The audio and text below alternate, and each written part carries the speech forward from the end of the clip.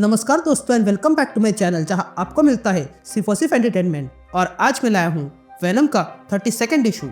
तो यार वीडियो पे नए हो तो वीडियो को लाइक कर देना और चैनल को सब्सक्राइब कर देना। और साथ ही मेरे चैनल पर ज्वाइन बटन स्टार्ट हो गया है तो आप वहां से ज्वाइन कर सकते हो।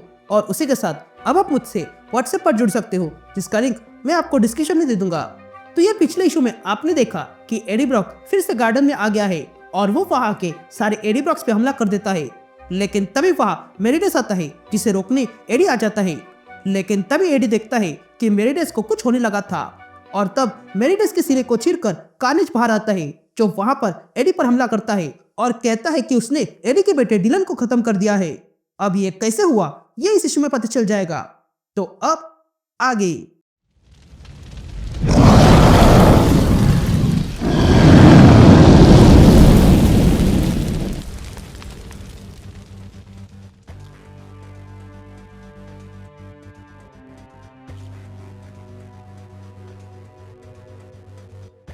ऑल राइट गैंग, तो इशू की शुरुआत में हम डिलन को देखते हैं जिस पर कार्नेज ने हमला करने के बाद वो अब मरने वाला है। इसलिए वेनम तुरंत उससे जुड़ जाता है और उसे ठीक करने लगता है। तभी हमें वेनम की आवाज सुनाई देती है जो कहता है ये मेरा बेटा है और मेरे कारण ही ये मुसीबत में है, मेरे कारण ही लाइफ फाउंडेशन इसके पीछे है। और अब कार्नेज पे आ गया जिसके कारण मेरा बेटा मर चुका है। जब कार्नेज ने मेरे बेटे का सीना चीरा तब डिलन का दर्द मुझे फील हुआ। मैं भले ही कार्नेज को रोक नहीं पाया पर मैं डिलन को बचाने का हर संभव प्रयास करूंगा। मैं डिलन के हार्ट को पुनः जीवित करके रहूंगा। मैं जानता हूँ मैं एंटी वेनम नहीं हूँ पर फिर भी मैं किसी को भी रिपेयर कर सकता हूँ। मैंने ऐसे ही पहले भी कुछ किया है। जब बेडलैंड ने डिलन को मारा था मैंने उस समय भी डिलन को ठीक किया था पर इस बार मुझे थोड़ी सी देर हो गई और इसलिए डिलन अब मर चुका है और उसकी आत्मा हमेशा के लिए जा चुकी है, वो भी ऐसी जगह जहाँ मुझे पता नहीं। यहाँ सीन शिफ्ट होती है और हम गार्डन ऑफ टाइम देखते हैं जहाँ पर मेरिडेस का सीना चीरकर कार्नेज बाहर आता है। तभी कार्नेज यह देखकर एडी से कहता है तुमने तो यहाँ पे स्वर्ग बना के रखा है, वो भी मेरे लिए, क्या बात है। लेकिन मैं ये सोच रहा हूँ कि यहाँ पर असली एडी ब्रॉक कौन है। मैं जानता हूँ मैंने जिसे अभी मारा वो एडी नहीं था और न ही ये जिसके सीने से मैं बाहर आया। लेकिन तभी ओरिजिनल एडी कार्नेज के सामने दौड़ कर आता है और कार्नेज को जोरदार पंच मारता है और कहता है अपना मुंह बंद करो। तभी कार्नेज एडी से कहता है ये बढ़िया है, इतना बड़ा पंच मैंने अब तक कभी नहीं लिया था, इससे वाकई में मुझे दर्द हुआ। मुझे लगता है कि तुम ही असली एडी हो। यह सुनते ही एडी पुनः कार्नेज को माने जाता है। लेकिन इस बार कार्नेज अपना एक हिस्सा एडी के मुंह के अंदर घुसा देता है और कहता है चलो देखते हैं तुम्हारे भीतर क्या है। यह कहते ही कार्नेज एडी के जरिए प्लेनेट वेनम को देखता है और एडी से कहता है तुम्हें क्या लगता है ये क्या है। मैंने इसे मेरिडेस के दिमाग में देखा था और ऐसा दिखकर लगता है कि तुमने अगर वेनम को छोड़ दिया तो वो यही करेगा। यह कहते हम देखते हैं कि कार्नेज ने एडी को बहुत ही डैमेज कर दिया था जिसके कारण एडी पूरी तरह से लगता है। और तब एडी को पूरी तरह फाड़ के कार्नेज बाहर आता है अपने नए विंग्स के साथ। ये देखकर टायरो, वाइल्ड और फिनेगन डर जाते हैं। ये देखकर टायरो सबसे कहता है हमें अलग होकर भागना चाहिए, जिस पर फिनेगन कहता है नहीं, अगर हमने ऐसा किया तो भी कार्नेज हमें ढूंढ के मार डालेगा और वैसे भी मैं ये सब कुछ करके तंग आ गया हूँ, मुझे ये सब कुछ खत्म करना होगा। ये कहते ही फिनेगन में बदलाव होने लगता है और वो बेडलैंड की तरह बड़ा मस्कुलर बन जाता है। यहाँ कार्नेज ये देखकर बहुत खुश होता है तो वही टायरो देखता है कि दोनों बेडलैंड आपस में लड़ाई कर रहे थे। ये देखकर टायरो कार्नेज से कहता है तुम्हें इसे देखकर खुशी हो रही है ना, तो अब इन दोनों बेडलैंड से मिलो। ये कहते टायरो उन दोनों बेडलैंड को बुलाता है जो अगले पल अपनी फाइट रोकते हैं और एक हो जाते हैं और फिर एक होके कार्नेज पर हमला करते हैं और कार्नेज को उठाकर दूर फेंक देते हैं जिसके कारण कार्नेज दूर गिर जाता है। लेकिन तभी फिनेगन कार्नेज पर हमला कर देता है और कहता है देखा यही तुम्हारी कमजोरी है। ये कहते हैं फिनेगन अपना घुटना कार्नेज के मुंह पर मारता है और उसे कमजोर कर देता है और कहता है तुमने अब तक सिर्फ सनकी किलर से सीखा है लेकिन हमने स्पाइडरमैन से सीखा है।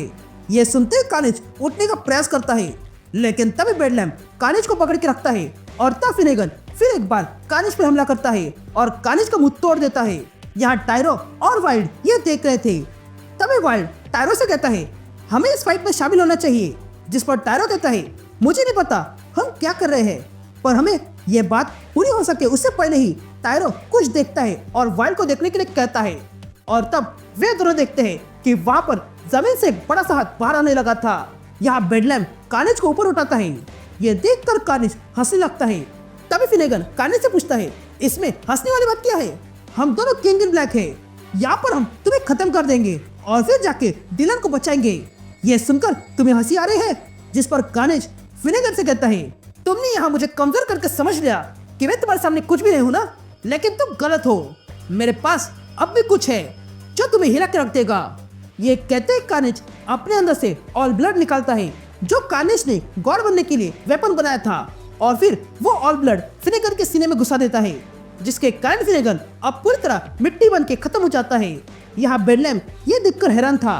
तभी कार्निज बेडलैम से कहता है, ये ऑल ब्लड है जो मेरे खास नेक्रोस्वर्ड है।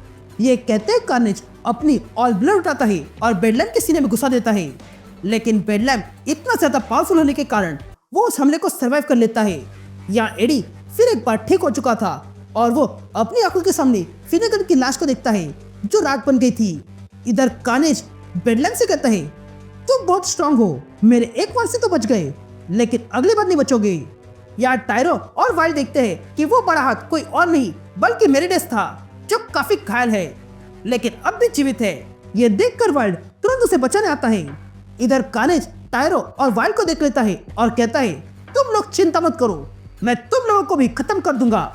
लेकिन तभी एडी कार्निज के सामने आता है। ये देखकर कार्निज कहता है, क्या तुम मरते क्यों नहीं?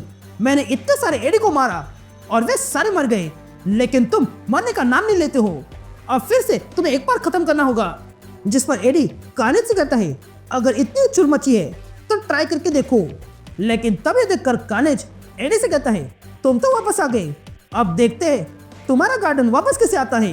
ये कहते ही कार्निज अपनी ऑल ब्लड उठा लेता है और वो ऑल ब्लड गार्डन के जमीन में घुसा देता है, जिसके कारण गार्डन पूरी तरह नष्ट होने लगता है।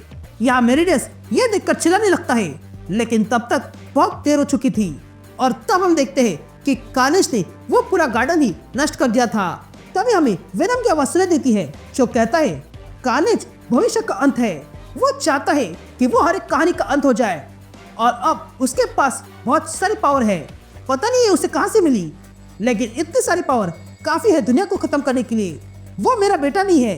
ये कहते हैं हम डिलन को देखते हैं जो पुनः जीवित हो चुका था, और तब वो देखता है कि वो कहीं दूर किसी वीरान जगह पर है और उसके पास वेनम भी नहीं था। तभी डिलन कहता है, मैं जीवित हूँ। उसने सीने में घुसाया और फिर मैं इवेंचुअलिटी से मिला और फिर मैं यहाँ हूँ।